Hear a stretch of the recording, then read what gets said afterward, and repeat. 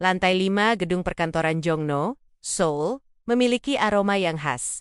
Campuran antara bau kopi instan murah yang sudah basi, debu karpet yang tidak pernah divakum, dan keputusasaan yang menguap dari pori-pori para karyawannya. Di sudut ruangan yang suram itu, Jung Dahe menatap layar komputernya dengan tatapan kosong. Cahaya monitor yang menyilaukan menjadi satu-satunya sumber penerangan bagi wajah lelah wanita berusia 28 tahun itu. Di layar, sebuah tabel Excel berisi laporan penjualan bulanan Jinsu Food tampak merah membara. Sama merahnya dengan angka saldo di rekening Bank Dahe. Ponsel di atas meja bergetar pendek. Sebuah notifikasi dari bank muncul tanpa ampun.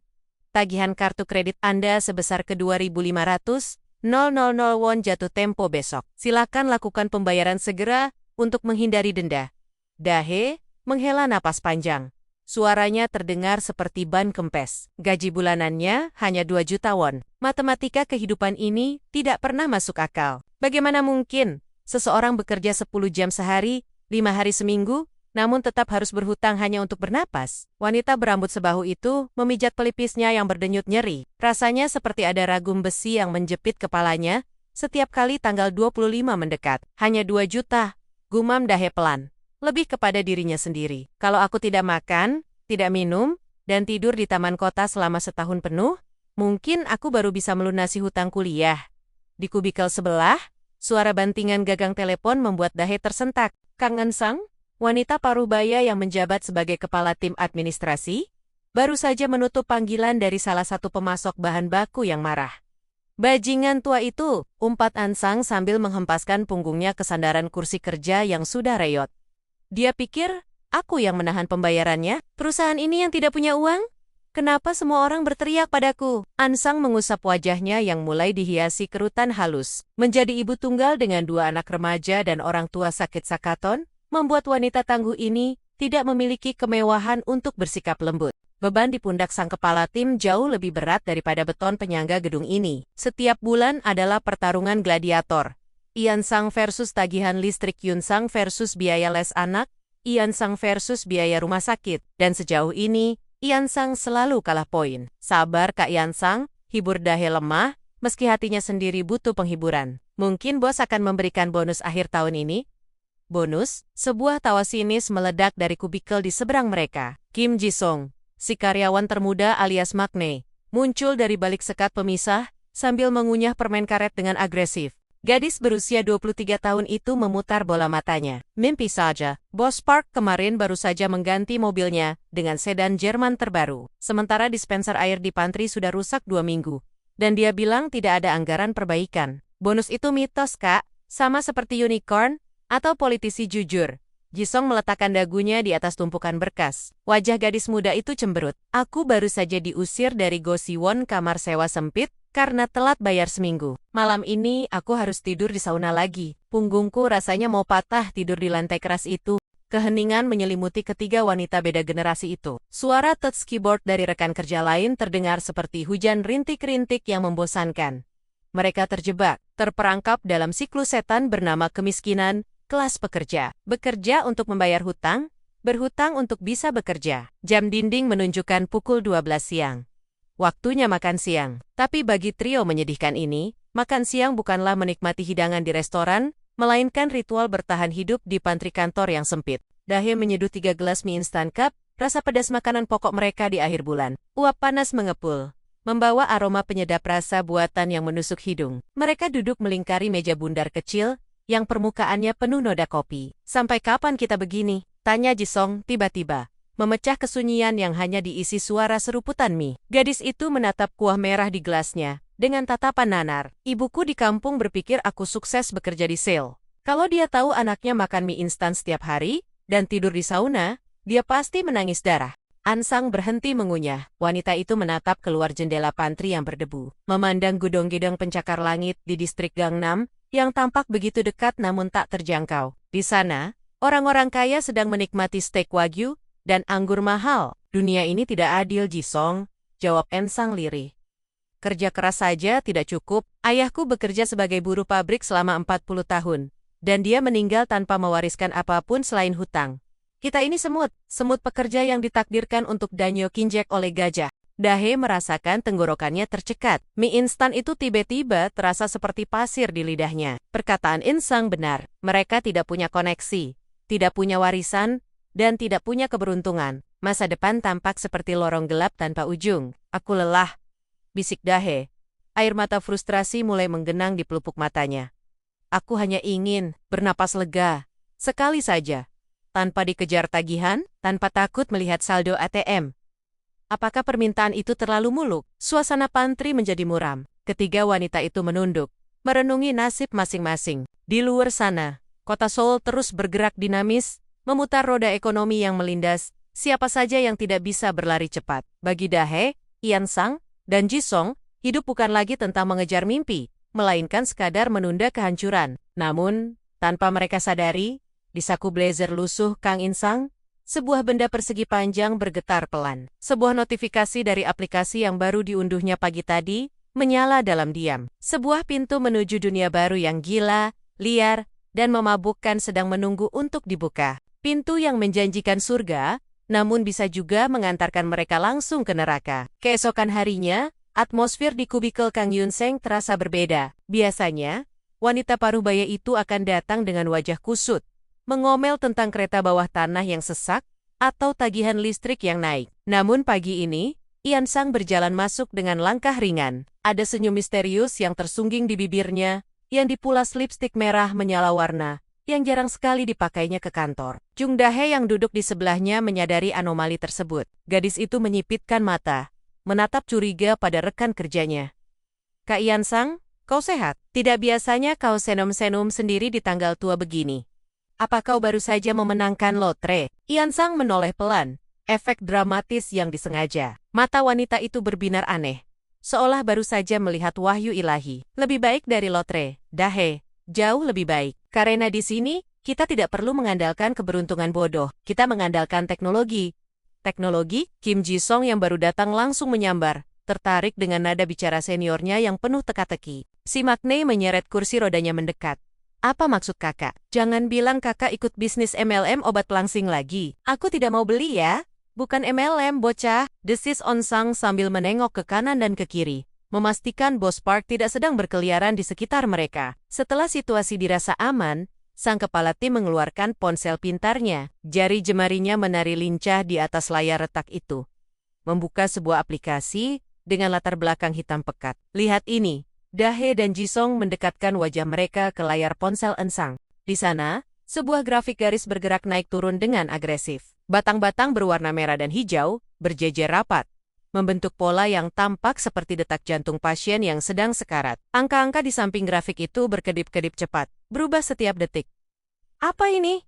Tanya Dahe bingung. Saham? Bukan saham. Ini cryptocurrency. Bisik Ensang dengan nada rendah namun penuh gairah, seolah sedang membocorkan rahasia negara. Mata uang digital. Ini namanya Bitcoin. Dan yang ini, Ethereum, kripto. Apa? Jisung mengernyit. Kedengarannya seperti nama penyakit.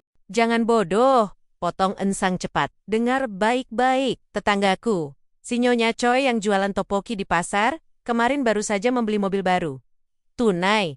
Kau tahu dari mana uangnya? Dari sini. Iansang mengetuk layar ponselnya dengan kuku telunjuk. Dia menaruh uang tabungannya bulan lalu, dan minggu ini, nilainya sudah naik 3 kali lipat. 3 kali lipat? Dah, bayangkan gajimu yang menyedihkan itu, dikalikan 3 hanya dengan duduk diam dan menatap layar. Jantung Dahe berdesir. 3 kali lipat, otaknya langsung berhitung otomatis.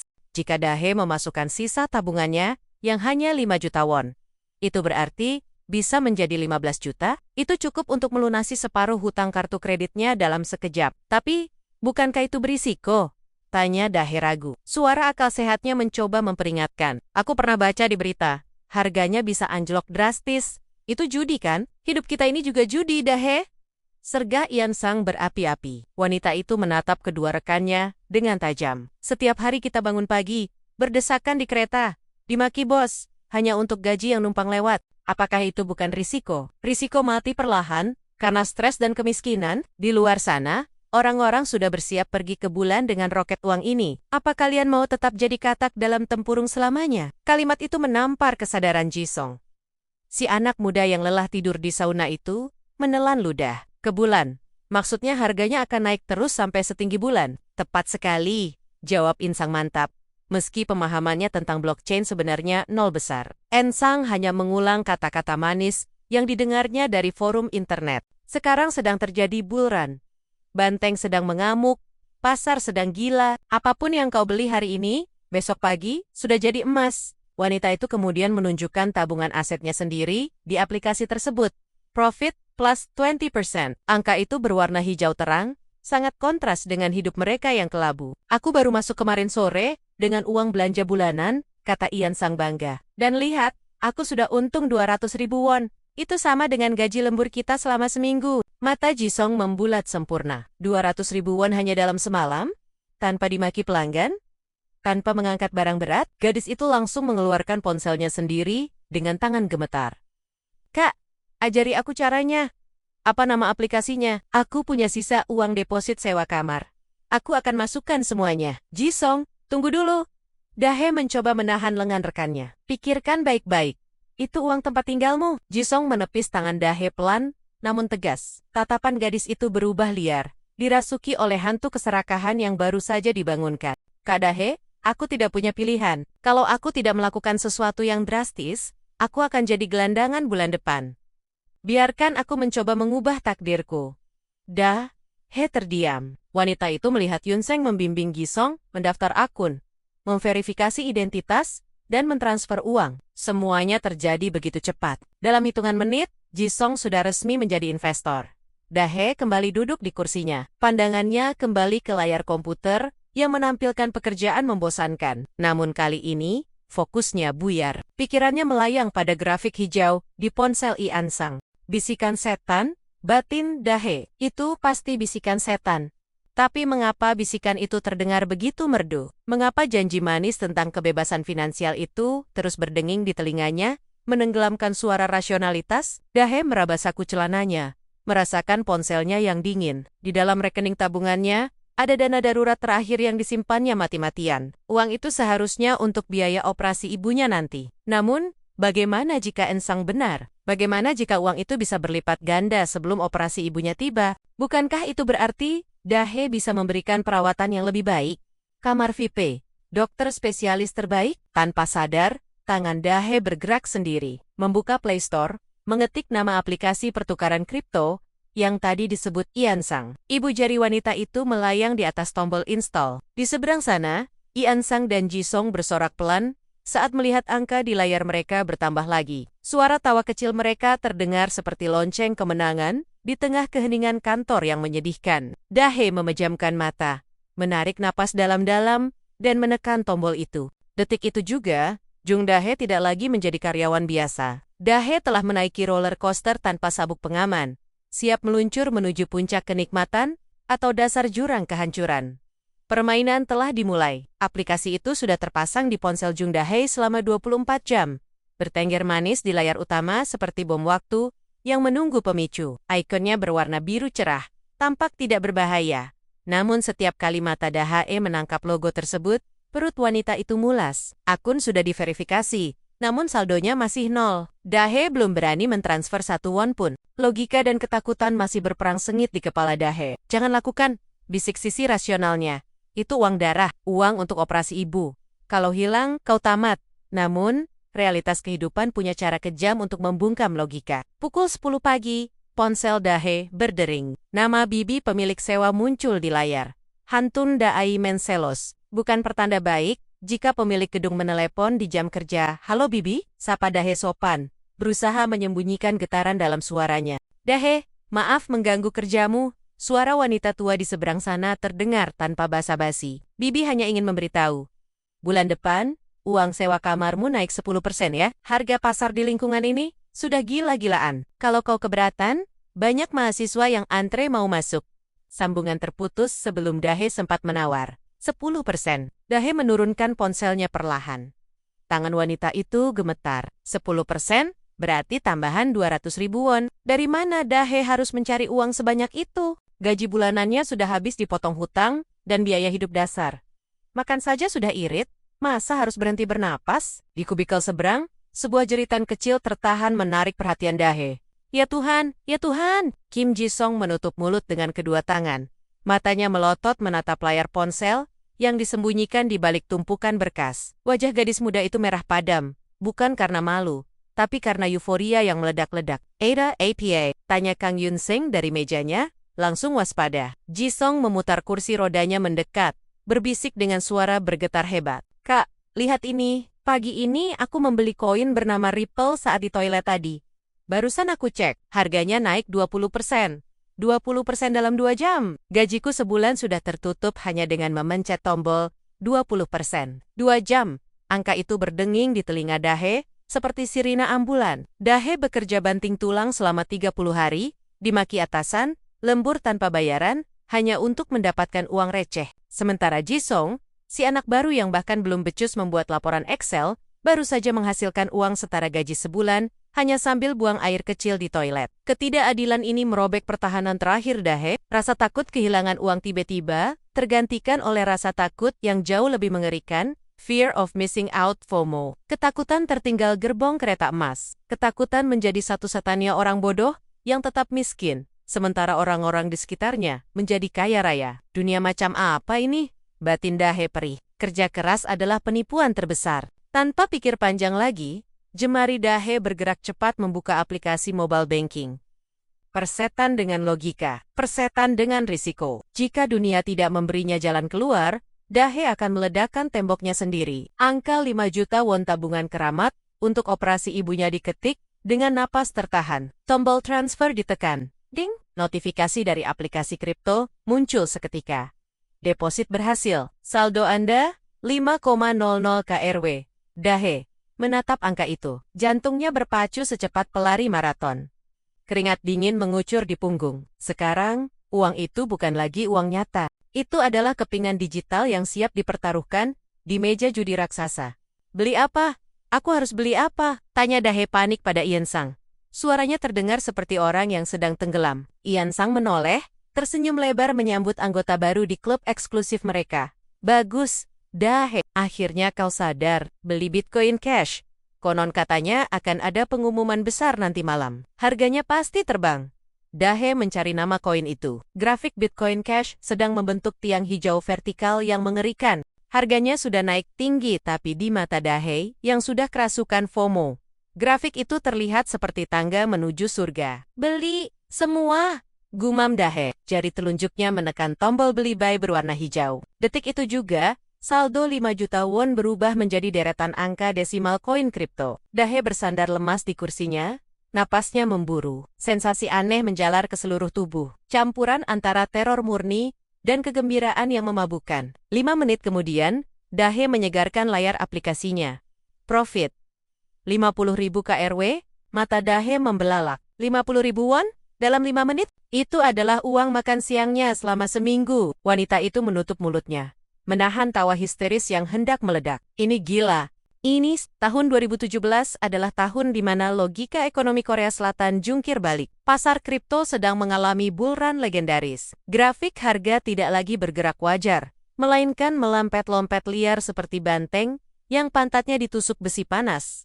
Apapun yang dibeli harganya naik. Kera pun bisa menjadi jenius investasi di pasar seperti ini. Kantor Jinsu Food berubah menjadi arena perang saraf. Bukan perang melawan tenggat waktu pekerjaan, melainkan perang memperebutkan sinyal Wi-Fi dan celah waktu untuk trading. Suasana kerja menjadi kacau balau. Kang Eun-sang, yang biasanya rajin berkeliling mengecek kinerja tim, kini lebih sering menghilang. Pintu toilet wanita di lantai 5 selalu terkunci rapat. Dari dalam bilik, terdengar samar-samar suara gumaman doa.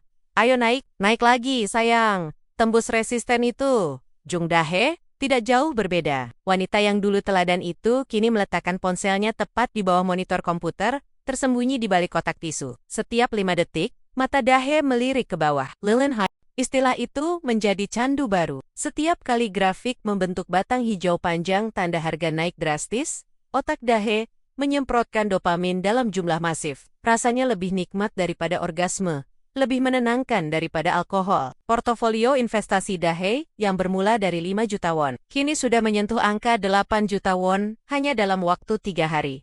Keuntungan 3 juta won, itu lebih besar dari gaji bulanannya plus lembur.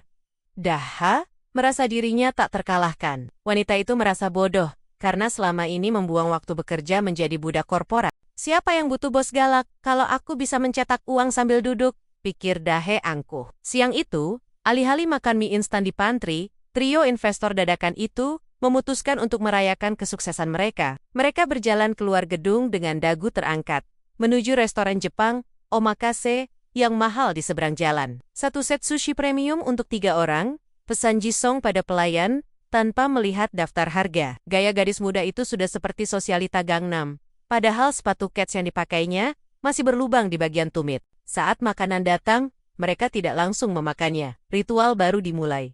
Memotret makanan mahal itu, lalu mengecek harga koin lagi. Lihat ini, seru Ensang sambil mengunyah daging tuna berlemak.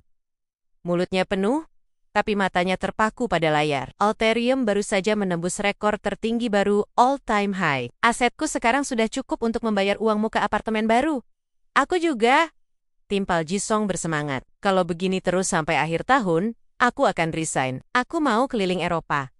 Aku tidak sudi lagi disuruh-suruh fotokopi dokumen oleh manajer Kim Jong botak itu. Dahe tersenyum lebar, menyesap teh hijaunya. Perasaan aman yang semu menyelimuti hati wanita itu. Bayangan tentang operasi ibunya di kamar VIP, tentang melunasi hutang kartu kredit, bahkan tentang membeli tas bermerek yang selama ini hanya bisa dilihatnya di etalase, menari-neri di pelupuk mata. Kita jenius, gumam Dahe, mabuk oleh ilusi kekayaan. Kenapa orang-orang bilang ini berbahaya? Ini mudah sekali. Tinggal beli saat merah, jual saat hijau. Di meja makan restoran mewah itu, mereka bertiga tertawa lepas, merayakan kemenangan di atas kertas. Mereka lupa satu hal mendasar. Keuntungan itu belum dicairkan, unrealized profit. Uang itu masih berupa angka digital yang bisa menguap kapan saja. Mereka makan dengan lahap, seolah-olah besok tidak akan pernah datang. Tagihan makan siang itu mencapai 300.000 won, hampir menghabiskan uang tunai terakhir di dompet mereka, tapi tidak ada yang peduli. Nanti juga tertutup profit 1 jam trading. Celetuk Jisung santai saat membayar. Kembali ke kantor, Dahe berjalan melewati meja bos Park. Pria tua itu sedang memarahi seorang karyawan magang karena kesalahan sepele. Dulu, Dahe akan menunduk takut dan menghindari kontak mata. Tapi hari ini berbeda. Dahe menatap punggung bosnya dengan tatapan meremehkan. Teruslah berteriak, Pak Tua. Batin Dahe sinis. Sebentar lagi gajimu bahkan tidak akan sebanding dengan pendapatan harianku. Tunggu saja saat aku melempar surat pengunduran diri ke wajahmu. Sore itu, grafik di ponsel Dahe terus merangkak naik, membentuk lilin hijau raksasa yang seolah hendak menembus langit-langit kantor, menembus awan, menuju bulan. Tidak ada yang menyadari bahwa semakin tinggi lilin itu naik, semakin tipis pula oksigen di atas sana. Dan ketika oksigen habis, yang tersisa hanyalah gravitasi yang siap menarik mereka jatuh dengan kecepatan mematikan. Gelombang euforia kripto tidak hanya melanda kantor Jinsu Food, tetapi telah menjadi wabah nasional. Malam Sabtu itu, sebuah aula pertemuan di Hotel Bintang 3 di Gangnam dipadati oleh ratusan manusia. Spanduk besar bertuliskan Seminar Masa Depan Kaya Raya. Strategi menang di pasar digital terpampang mencolok di pintu masuk. Kang Ansang, dengan semangat jenderal perang yang memimpin pasukan, menyeret kedua rekannya menembus kerumunan. Aula itu sesak oleh berbagai macam orang. Ibu rumah tangga yang menggendong bayi, pensiunan PNS yang membawa buku catatan tebal, hingga mahasiswa yang seharusnya sedang belajar untuk ujian semester. Aroma keringat bercampur parfum murah menguar di udara yang pengap. Kita harus duduk di depan, perintah Yun Seng, sambil menyikut seorang pria gemuk yang menghalangi jalan. Guru besar Kim akan memberikan bocoran koin naga yang akan naik 1000% minggu depan. Kita tidak boleh ketinggalan mencatat, Jung Dahe menurut saja. Meski kepalanya sedikit pening melihat lautan manusia yang matanya berkilau karena keserakahan. Di atas panggung, seorang pria parubaya dengan jas mengilap sedang berteriak-teriak menggunakan mikrofon, memamerkan grafik yang menanjak tegak lurus. Apakah kalian ingin tetap miskin selamanya? Teriak sang pembicara. Tidak, sahut ratusan hadirin serempak. Suara mereka menggelegar seperti sekte pemujaan. Maka beli sekarang, gadikan rumah kalian, jual mobil kalian. Ini adalah revolusi industri keempat. Di tengah keriuhan yang memekakan telinga itu, mata Dahe menangkap sebuah anomali. Di barisan paling belakang, terpisah dari histeria massal, duduk seorang pemuda kurus dengan hoodie abu-abu. Pemuda itu tidak bertepuk tangan, tidak berteriak. Bahkan, tidak melihat ke panggung. Wajahnya diterangi oleh cahaya layar laptop yang dipangkunya. Jari-jarinya mengetik dengan kecepatan yang mengerikan, seolah sedang meretas kode nuklir. Ada aura dingin dan sunyi yang mengelilingi sosok itu. Sebuah pulau ketenangan di tengah badai kegilaan. Rasa penasaran mendorong Dahe mendekat saat sesi istirahat dimulai. Kim Ji-song dan Ian Sang sedang sibuk berebut kue gratis di meja prasmanan. Kau tidak tertarik dengan pidatonya? Tanya Dahe ragu-ragu. Berdiri di samping kursi si pemuda. Ham Jiupe muda berhoodie itu berhenti mengetik. Perlahan, kepala yang tertutup tudung itu mendongak. Sepasang mata tajam di balik kacamata bingkai tebal menatap Dahe dengan sorot menilai. Tatapan itu bukan tatapan ramah, melainkan tatapan seorang analis yang sedang membedah data sampah. Pidato, suara jiwu datar, tanpa emosi. Maksudmu dongeng pengantar tidur untuk dombi damba yang siap disembelih? Dahe tersentak. Domba, apa maksudmu? Jiwu memutar laptopnya ke arah Dahe. Layar itu menampilkan grafik yang jauh lebih rumit daripada aplikasi trading sederhana milik Dahe. Ada garis-garis indikator, volume transaksi, dan pola fraktal yang membingungkan. Lihat volume transaksi ini, tunjuk Jiwu pada garis merah di bagian bawah. Harganya naik, tapi volumenya menipis. Ini namanya divergensi bearish. Paus-paus besar sedang bersiap membuang barang mereka ke retail bodoh, seperti orang-orang di ruangan ini. Pria di panggung itu, dia hanya sales yang dibayar untuk memompa harga agar bandar bisa keluar dengan keuntungan maksimal. Dahe terdiam, mencoba mencerna istilah-istilah asing itu. Tapi harganya terus naik. Teman-temanku sudah untung besar. Untung kertas, koreksi Jiwu sinis. Pemuda itu kembali mengetik. Selama kalian belum menekan tombol jual dan menarik uangnya ke rekening bank, itu hanya angka digital. Dan percayalah Nona, saat musik berhenti, tidak akan ada cukup kursi untuk semua orang. 90% orang di ruangan ini akan pulang sambil menangis darah. Hei, siapa bocah sombong ini? Suara cempreng Kang In Sang memecah pembicaraan. Wanita parubaya itu datang membawa piring berisi kue sus. Mulutnya belepotan krim. Ian Sang menatap Jiwu dengan pandangan meremehkan. Kau anak kecil tahu apa? Guru besar Kim di depan sana sudah memprediksi Bitcoin akan tembus 100 juta won bulan depan. Jangan menebar ketakutan di sini. Jiwu menutup laptopnya dengan bunyi klak yang keras. Pemuda itu berdiri, menyampirkan tas ransel ke bahu. Tingginya ternyata menjulang, membuat Ian Sang harus mendongak. Terserah, ucap Jiwu dingin. Sebelum beranjak pergi, sang analis muda menatap Dahe sekilas. Ada sedikit rasa kasihan di mata di balik lensa tebal itu. Nona, saran gratis untukmu. Hati-hati dengan serakah, pasar tidak punya belas kasihan.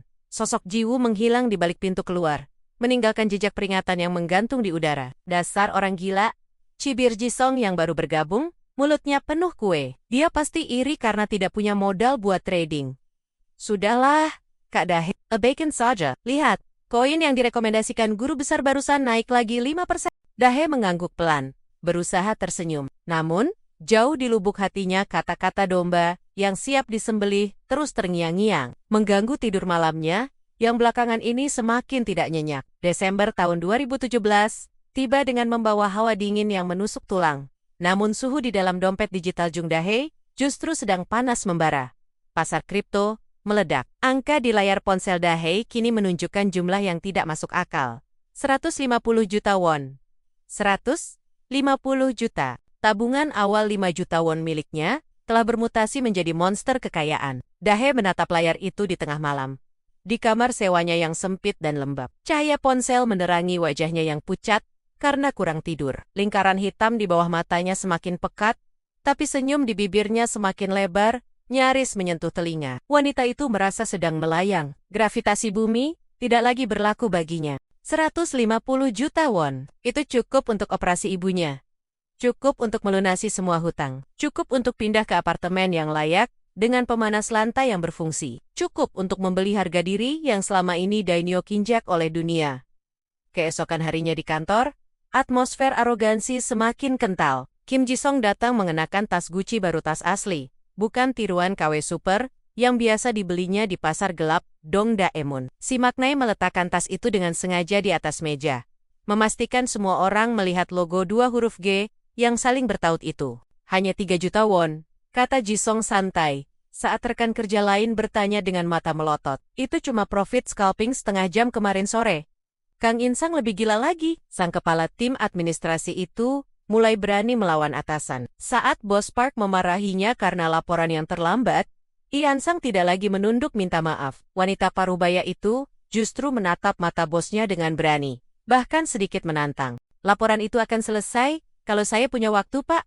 Jawab Ensang datar. Sekarang saya sedang sibuk mengelola aset portofolio saya. Bapak tahu kan, 1 menit saya lengah, saya bisa kehilangan peluang senilai gaji Bapak setahun. Bos Park ternganga. Wajahnya merah padam saking marahnya. Tapi Ensang hanya berlalu pergi menuju pantry untuk mengecek harga otarium. Di tengah kegilaan itu, Dahe menerima pesan singkat dari nomor tak dikenal. Take profit. Sekarang, indikator RSI sudah jenuh. Ini Dahe mengernyit. Itu pasti dari Ham Ji-woo. Entah bagaimana pemuda aneh itu mendapatkan nomornya mungkin. Saat Dahe tidak sengaja menjatuhkan kartu namanya di seminar waktu itu, jari Dahe melayang di atas tombol jual sel. Akal sehatnya berteriak, "Jual, Dahe! 150 juta sudah cukup. Ambil uangnya, selamatkan ibumu." Namun, tepat saat ujung jarinya hendak menyentuh layar, setan di telinganya berbisik lebih keras. "Tapi, bagaimana kalau besok naik lagi? Bagaimana kalau minggu depan jadi 200 juta, 300 juta? Kau bisa pensiun dini, Dahe. Kau bisa membeli rumah mewah. Bukan cuma apartemen sewaan. 150 juta itu tanggung. Sedikit lagi, tunggu sampai 200 juta. Keserakahan. Itu bukan lagi keinginan untuk bertahan hidup. Itu adalah nafsu untuk menaklukkan dunia." Dahe merasa dirinya adalah Midas. Apapun yang disentuhnya menjadi emas. Mengapa harus berhenti sekarang saat pesta baru saja dimulai? Tidak, gumam Dahe, menjauhkan jarinya dari tombol jual. Si kacamata itu salah. Dia cuma pengecut. Tren masih kuat. Dahe membalas pesan Ji-woo dengan singkat. "Terima kasih sarannya. Tapi, aku akan HODL hold on for dear life to the moon." Di seberang kota, di sebuah kamar gelap yang penuh dengan layar monitor. Ham Ji-woo membaca balasan itu sambil menggelengkan kepala. Pemuda itu menghela napas panjang, menutup matanya sejenak. "Satu lagi korban jatuh," bisik Ji-woo pada kesunyian kamarnya. Kembali ke kantor Jin Soo-food, Dahe, Iansang, dan Ji-song menatap grafik yang terus menanjak hijau. Mereka merasa sebagai ratu dunia. Mereka adalah jutawan kertas miliarder di atas layar ponsel, namun miskin di dunia nyata. Mereka sudah membelanjakan uang yang belum mereka miliki dalam angan-angan liar. Mereka tidak menyadari bahwa di balik lilin hijau raksasa itu, badai salju bulan Januari sedang bersiap menerjang, siap membekukan mimpi-mimpi indah itu menjadi mimpi buruk yang abadi. Puncak gunung sudah tercapai, dan jalan selanjutnya hanyalah turunan curam menuju jurang. Januari tahun 2018 datang bukan dengan butiran salju putih yang indah, melainkan dengan badai darah yang menyapu bersih seluruh semenanjung Korea. Langit Seoul tampak kelabu, seolah turut berduka atas jutaan harapan yang akan segera dipenggal. Pagi itu dimulai seperti paji-paji payusannya. Jung Dahe duduk di meja kerjanya, menyesap kopi instan yang sudah dingin. Tangan kanannya secara otomatis meraih ponsel, sebuah refleks yang sudah menjadi candu. Wanita itu mengharapkan pemandangan yang biasa.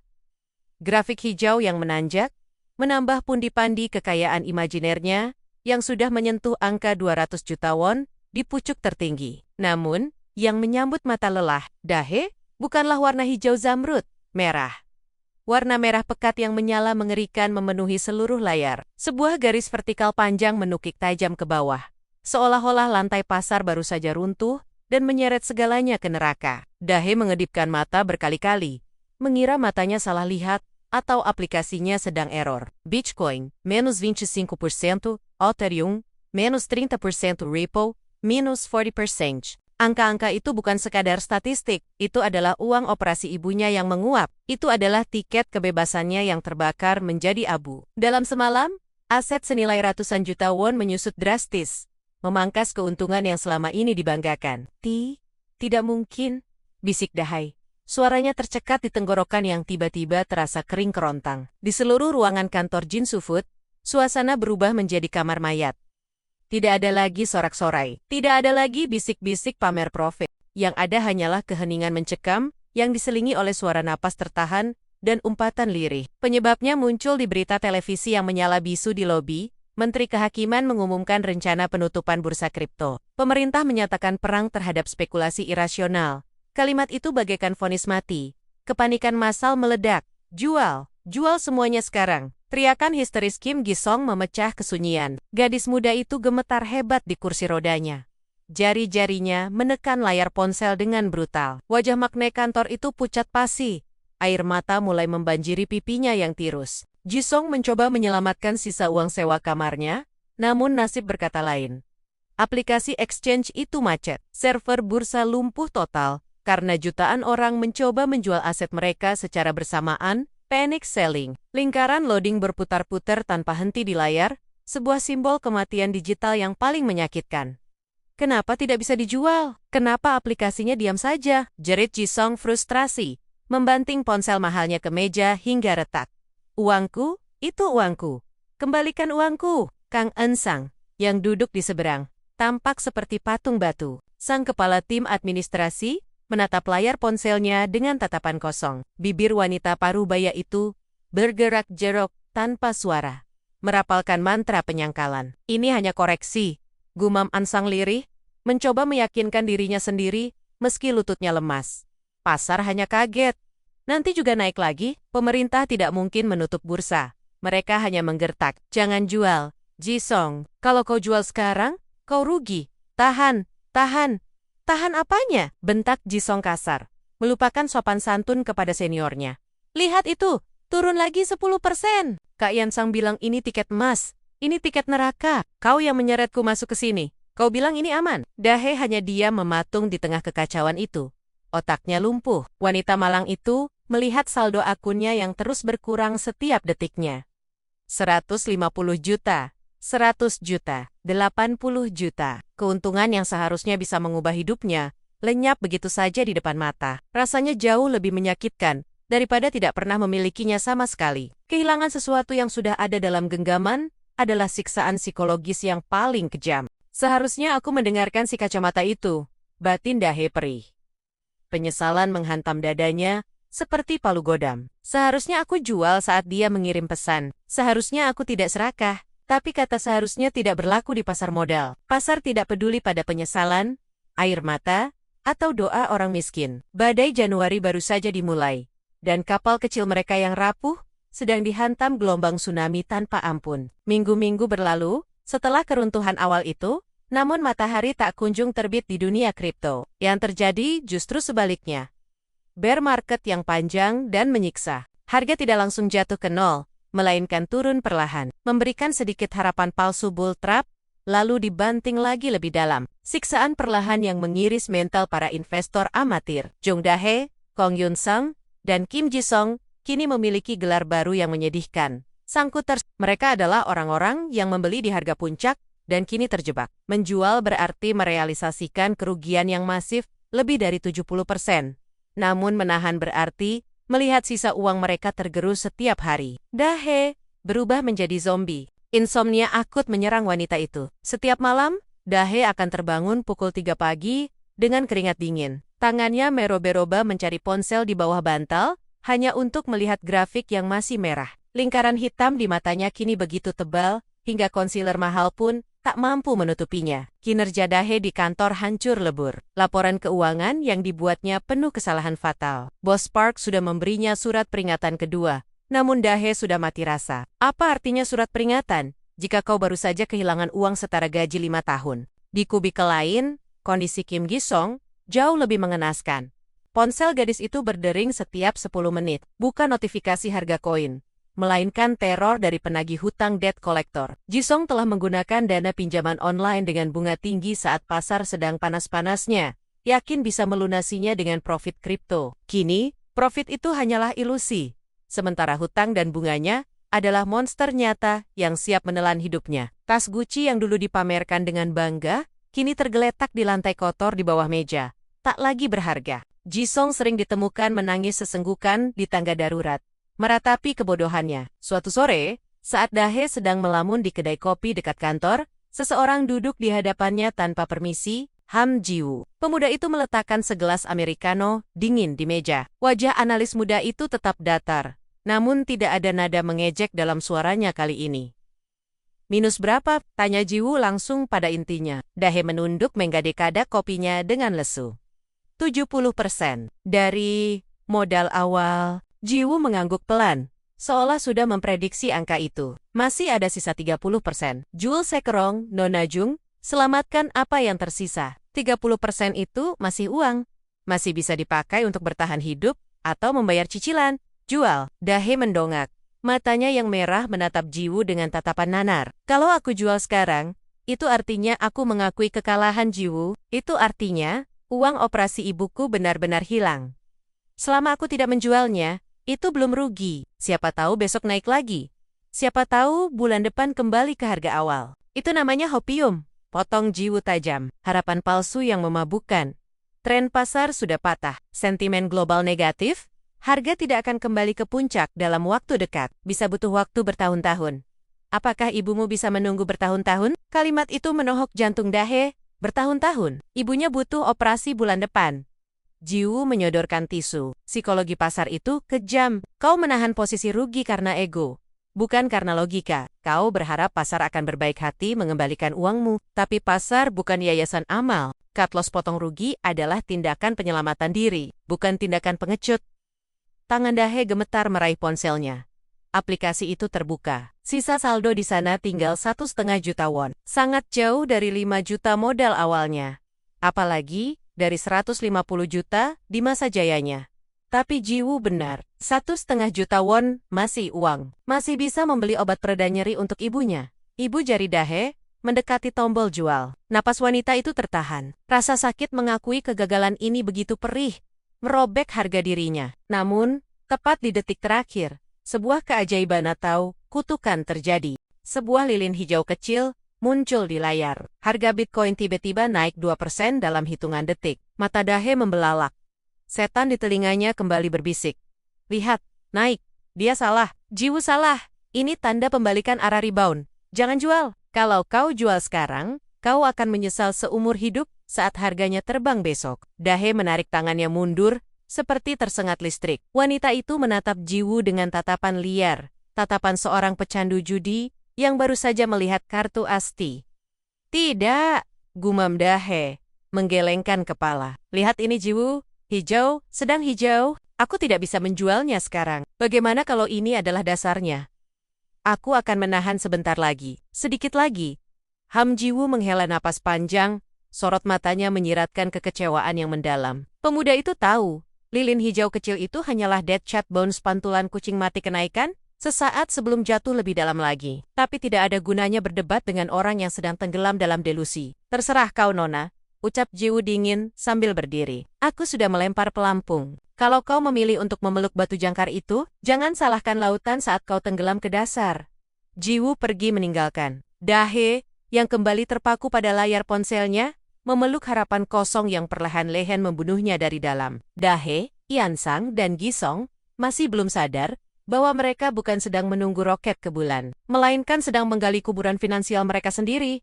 Satu lilin merah demi satu lilin merah, aroma alkohol murah dan daging babi hangus memenuhi udara di kedai minum pinggir jalan yang sempit itu. Di bawah tenda terpal oranye yang bergetar ditiup angin malam, Jung Dahe, Kang Iansang, dan Kim Jisong duduk melingkari meja bundar berbahan seng. Di tengah meja, botol-botol soju hijau kosong berserakan, seperti nisan dari akal sehat yang telah mati. Makan malam ini seharusnya menjadi momen saling menguatkan bagi sesama korban badai kripto. Namun, atmosfer di antara mereka bertiga terasa setajam pecahan kaca. Kim Jisong menuangkan soju ke gelasnya dengan tangan gemetar. Wajah gadis muda itu merah padam, bukan hanya karena alkohol, tapi karena amarah yang sudah mendidih di ubun-ubun. Ponselnya terus bergetar di saku jaket panggilan, tanpa henti, dari nomor penagih hutang yang meneror siang dan malam. 20 juta won, gumam Jisong tiba-tiba. Memecah keheningan yang menyesakkan, si Makne menatap Kang Yunseng dengan sorot mata yang menyala liar. Hutangku sekarang 20 juta won, termasuk bunga pinjaman online. Mereka mengancam akan mendatangi rumah orang tuaku di kampung, kalau aku tidak bayar minggu ini. Iansang tidak menjawab. Wanita paruh baya itu sibuk mengaduk sup kimchinya yang sudah dingin, menghindari kontak mata. Kenapa diam saja, Kak? Desak Jisong. Suaranya meninggi 1 oktav. Bukankah kakak yang bilang ini aman? Bukankah kakak yang bilang jual rumah, jual mobil, kita akan ke bulan? Sekarang aku bukan di bulan, Kak. Aku di neraka. Ansang membanting sendoknya ke meja. Bunyi denting logam yang keras membuat pengunjung lain menoleh kaget. Wajah lelah ibu dua anak itu mengeras. Kesabaran Yun Seng sudah habis. Wanita itu sendiri kehilangan dana pendidikan anaknya, namun tidak pernah mengeluh di depan mereka. Jaga mulutmu, Kim Ji-song, balas Kansang dingin. Aku tidak pernah memaksamu meminjam uang dari rentenir online. Aku hanya menunjukkan peluang. Kau sendiri yang serakah. Kau sendiri yang menekan tombol beli. Kenapa sekarang menunjuk hidungku? Karena kakak senior, teriak Ji-song histeris. Air mata mulai membanjiri pipinya yang tirus. Gadis itu berdiri, menunjuk wajah Yun Seng dengan telunjuk gemetar. Aku percaya padamu. Aku pikir kau tahu apa yang kau lakukan. Ternyata, kau sama bodohnya dengan kami. Kau penipu. Cukup. Dahe mencoba menengahi, menarik lengan Ji-song agar duduk kembali. Hentikan. Bertengkar tidak akan mengembalikan uang kita. Kita semua korban di sini. Namun, Ji-song menepis tangan Dahe kasar. Kau juga sama saja, Kak Dahe. Kau sok suci. Kau diam saja saat aku terjebak hutang. Kalian berdua menghancurkan hidupku. Kata-kata itu bagaikan bensin yang disiramkan ke api. Pertengkaran meledak tak terkendali. Segala kekecewaan, ketakutan dan frustrasi yang terpendam selama berbulan-bulan dimuntahkan malam itu. Mereka saling menyalahkan, mengungkit kesalahan masa lalu, dan melontarkan kata-kata racun yang merobek satu-satunya hal berharga yang tersisa. Persahabatan mereka. Uang digital itu tidak hanya menghapus tabungan mereka, tetapi juga mengikis rasa kemanusiaan dan empati. Ji-song menyambar tasnya, menendang kursi hingga terguling, dan berlari keluar tenda sambil menangis meraung-raung, meninggalkan dua seniornya dalam keheningan yang menyakitkan. Ian Sang mengusap wajahnya kasar, napasnya memburu. Aku tidak bermaksud menjerumuskan kalian, bisik wanita itu lirih. Pertahanan dirinya runtuh. Aku hanya ingin kita hidup lebih baik. Aku lelah miskin. Dahe menatap gelas sojunya yang kosong. Bayangan tawa mereka saat makan mie instan di pantry kantor saat mereka masih miskin, tapi bahagia berputar di kepalanya. Masa-masa itu terasa begitu jauh sekarang. Aku tahu, Kak, jawab Dahe pelan. Wanita itu meletakkan uang lembaran terakhir di meja untuk membayar tagihan. Tapi kurasa, mimpi itu terlalu mahal harganya untuk kita. Malam itu, Jung Dahe berjalan pulang sendirian, menyusuri jalanan Seoul yang dingin. Lampu-lampu kota yang gemerlap tampak mengejeknya. Tidak ada roket, tidak ada bulan. Yang ada hanyalah aspal keras di bawah kakinya, dan kenyataan pahit bahwa mulai besok, ia harus menghadapi dunia sendirian. 6 bulan kemudian, musim dingin telah berlalu. Berganti dengan musim semi yang membawa kuncup bunga sakura di sepanjang Sungai Han. Namun bagi Jung Dahe, musim semi ini bukanlah tentang bunga, melainkan tentang penerimaan. Dahe duduk di bangku taman kota saat jam makan siang. Di tangannya bukan lagi ponsel dengan grafik candlestick yang bergerak liar, melainkan sebuah sandwich minimarket seharga 2.000 won. Sebulan yang lalu, Dahe akhirnya melakukan apa yang disarankan Ham Jiu. Cut loss, wanita itu menjual seluruh sisa aset kriptonya. Dari modal awal 5 juta won, yang kembali ke rekeningnya hanyalah 800.000 won. Kerugian total 4.200.000 won. Angka yang menyakitkan, setara dengan 2 bulan gajinya. Tapi anehnya, saat Dahe menekan tombol jual dan menghapus aplikasi terkutuk itu selamanya, beban ribuan ton seolah terangkat dari pundaknya. Tidak ada lagi insomnia. Tidak ada lagi jantung berdebar setiap melihat notifikasi. Tidak ada lagi harapan palsu yang menyiksa. Uang operasi ibunya, Dahe akhirnya mengambil pinjaman karyawan dari kantor dengan bunga rendah dan cicilan potong gaji selama 2 tahun. Bukan kamar VIP seperti mimpinya dulu, tapi kelas 3 biasa. Ibunya berhasil dioperasi dan kini sedang masa pemulihan. Itu sudah cukup. Boleh aku duduk? Suara yang familiar membuyarkan lamunan Dahe. Kang Ansang berdiri di sana, membawa 2 gelas kopi kalengan hangat. Wajah wanita paruh baya itu terlihat lebih tua. Uban di rambutnya bertambah banyak, tapi senyumnya terlihat lebih tulus, tanpa beban ambisi yang dulu menggelapkan matanya. Dahe menggeser duduknya. Tentu, Kak. Ansang menyerahkan 1 kaleng kopi. Bagaimana kabarmu? Kudengar kau lembur terus akhir-akhir ini untuk mengejar target penjualan. Harus, jawab Dahe sambil membuka kaleng kopinya. Bunyi klak terdengar renyah. Cicilan pinjaman kantorku tidak akan lunas sendiri. Kakak bagaimana? Sama saja, aku jualan kimbap buatan sendiri di akhir pekan. Untuk tambahan, Ian Sang tertawa kecil. Tawa yang terdengar damai, ternyata lebih enak memegang uang receh hasil jualan kimbap daripada melihat angka miliaran di layar, tapi tidak bisa disentuh. Keheningan yang nyaman menyelimuti mereka. Luka dari pertengkaran malam itu perlahan mulai mengering. meski bekasnya akan selalu ada. Tiba-tiba, dari arah jalan setapak, seorang gadis muda dengan seragam pegawai toserba berjalan mendekat. Kim Ji-song, si maknae terlihat kurus, tanpa makeup, dan tanpa barang branded. Tas Gucci-nya sudah lama dijual di toko barang bekas. Ji-song berjalan ragu-ragu, menatap kedua seniornya dengan takut-takut. Dahe dan Ian Sang saling pandang, lalu tersenyum tipis. Dahe menepuk tempat kosong di sebelahnya. Ji-song berlari kecil dan langsung memeluk Dahe erat, terisak pelan. "Maafkan aku, Kak. Maafkan aku." "Sudahlah." Ian Sang mengusap punggung gadis muda itu. "Hutangmu bagaimana?" "Sudah direstrukturisasi," jawab Ji-song sambil menyeka air mata. "Ayahku menjual sapi di kampung untuk membantuku menutup pokok hutang rentenir. Sekarang aku kerja 2 shift untuk mengganti uang ayah." "Kapok." "Aku benar-benar kapok." Mereka bertiga duduk berjejer di bangku taman itu, memandang langit biru yang cerah. 3 wanita yang pernah bermimpi terbang ke bulan dengan sayap lilin, dan jatuh terhempas ke bumi dengan keras. Dompet mereka kosong, tabungan mereka minus, masa depan masih berupa tanjakan terjal yang harus didaki selangkah demi selangkah. Tapi setidaknya, kaki mereka kini memijak tanah yang nyata. Di kejauhan, di balik jendela kaca sebuah kafe, Ham Ji-woo mengamati reuni kecil itu. Sang analis muda menutup laptopnya yang menampilkan grafik pasar kripto yang mulai datar dan membosankan. "Gravitasi selalu menang," gumam Ji-woo pelan. Sudut bibirnya terangkat membentuk senyum tipis. "Selamat datang kembali di bumi para astronot." Dahe menyeruput kopinya sampai habis, lalu meremas kaleng kosong itu dan melemparkannya tepat masuk ke tong sampah. "Ayo kembali kerja," ajak Dahe sambil berdiri, merapikan rok kerjanya. "Waktu istirahat sudah habis, kita punya banyak hutang yang harus dibayar." Ian Sang dan Ji-song mengangguk mantap. Mereka berjalan beriringan kembali ke gedung kantor yang suram itu.